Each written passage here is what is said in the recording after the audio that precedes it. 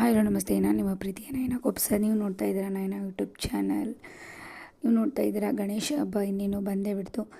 ಬೆಳಗ್ಗೆ ಬೇಗ ಎದ್ದು ಬಾಗಿಲೆಲ್ಲ ತೊಳೆದ್ಬಿಟ್ಟು ನಾವು ಸಗಣಿ ಗಣೇಶನ ಮಾಡ್ತೀನಿ. ಸಗಣಿ ಗಣಪನ ಮಾಡೋದ್ರಿಂದ ಯಾವುದೇ ರೀತಿಯ ದೃಷ್ಟಿ ಆಗೋದಿಲ್ಲ. ನಾವು ಮಾಡೋ ಎಲ್ಲ ಕೆಲಸಗಳು ಒಳ್ಳೆಯದಾಗುತ್ತೆ ಅಂತ ನಂಬಿದ್ದೀವಿ. ಆಗಿನ ಕಾಲದಲ್ಲೆಲ್ಲ ಮಾಡ್ತಾಯಿದ್ರು, ಇವಾಗ ನಾನು ಕೂಡ ಮಾಡ್ತೀನಿ. ಬೆಳಗ್ಗೆ ಅದು ಸಗಣಿಗೆ 5 ಇಲ್ಲ 9 ಗರಿಕೆ ಪತ್ರೆಯನ್ನು ಏರಿಸ್ಬಿಟ್ಟು ಪೂಜೆ ಮಾಡಿ, ಬಾಗಿಲಿಗೆ ಫಸ್ಟು ಪೂಜೆ ಮಾಡಿಬಿಟ್ಟು ಆಮೇಲೆ ಒಳಗಿನ ಪೂಜೆನ ಸ್ಟಾರ್ಟ್ ಮಾಡ್ಕೋಬೇಕು. ಮುಂಚೆ ಕಂಕಣವನ್ನು ಕಟ್ಟಿಸ್ಕೊಂಡ್ವಿ. ಕಂಕಣವನ್ನು ಕಟ್ಟಿಸ್ಕೊಳ್ಳೋ ರೀಸನ್ ಇಷ್ಟೇ, ನಾವು ಮಾಡೋ ಕೆಲಸ ಸಂಕಲ್ಪದೊಂದಿಗೆ ಶುರುವಾಗಬೇಕು.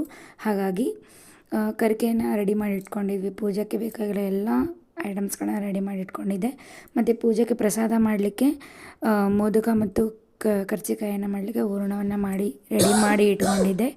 ಹಾಗಾಗಿ ಮೈದಾ ಹಿಟ್ಟನ್ನು ಕಲಿಸ್ಬಿಟ್ಟು ನೆನೆಯಲಿಕ್ಕೆ ಇಟ್ಟು ಬಂದು ಪೂಜೆಯನ್ನೆಲ್ಲ ಮಾಡಿ ಮುಗಿಸಿದೆ. ಮೋದಕ ಮತ್ತು ಕರ್ಜಿಕಾಯನ್ನು ಕೂಡ ರೆಡಿ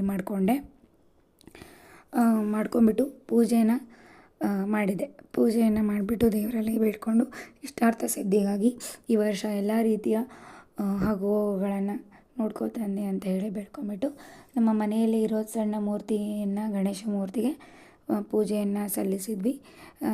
ಇವತ್ತಿನ ನಮ್ಮ ಮನೆಯಲ್ಲಿ ಇಷ್ಟ ಹಬ್ಬವನ್ನು ಆಚರಿಸಿದ್ವಿ ಅಂತ ಹೇಳ್ತಾ ಬಾಯ್ ಎವ್ರಿವನ್.